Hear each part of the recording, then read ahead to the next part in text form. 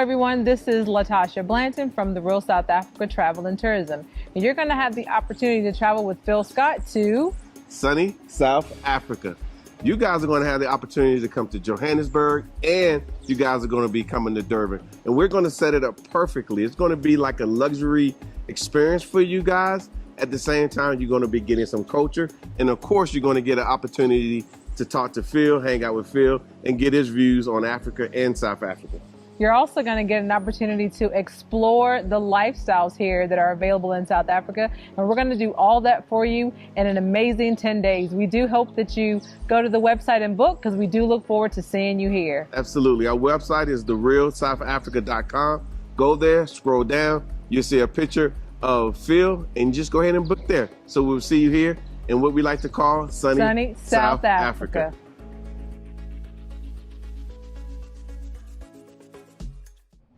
So there's this guy on TikTok by the name of Danny Collins, and I've actually covered a story of his before. Well, he has dedicated his page to try to educate people, specifically his people, about the dynamics of racism in America. And this particular video, he is tackling the question that came to him that said, why do black people hate white people so much? It goes both ways. Check it out. So this is for educational purposes only. The question says, why do black people hate white people so much? It goes both ways. Let's talk about it. Let me tell you why it doesn't work both ways. Never has there been a time in the United States in which black people had structural power and the ability to weaponize that power to discriminate and hate against white people. However, there was a period of time, a long period of time in the United States in which white people hated black people for nothing other than their race and had the power to do something about it. White pride is rooted in white supremacy and was birthed out of a place of exerting power and control over other demographics of people. Black pride, on the other hand, was rooted in surviving oppression. Black pride was the conscious collective effort of a community to stop the erasure of culture and history. Any hatred, vitriol, and distrust by black people for white people is a natural byproduct of years of systemic oppression in the United States. So as you saw there, he basically said that the hate for white people from black people is a byproduct of white supremacy, the institution of it anyway, right? And all of the horrors and things that we have experienced and still experiencing under it. He also talked about how white pride is rooted in white supremacy, right? Furthering the agenda.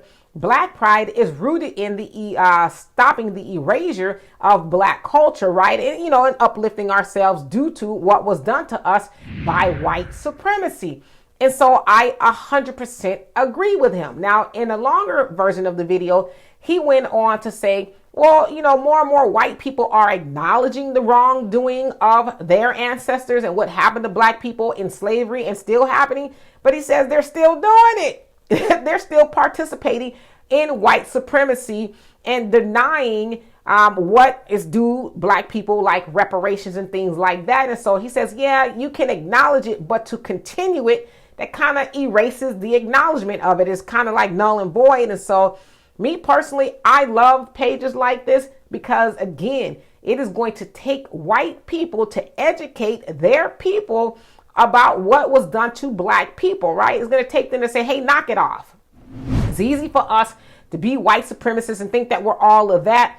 But at some point in time, we're going to have to reckon with what we did. There is a debt that is owed to black people in America, and we are continuing on with oppressing them, right? So it's going to take that message to come from them. And so when I see messages like that, I really like to do my part and say, hey, y'all, look at this, because we already know what he is saying, but his people need to know that.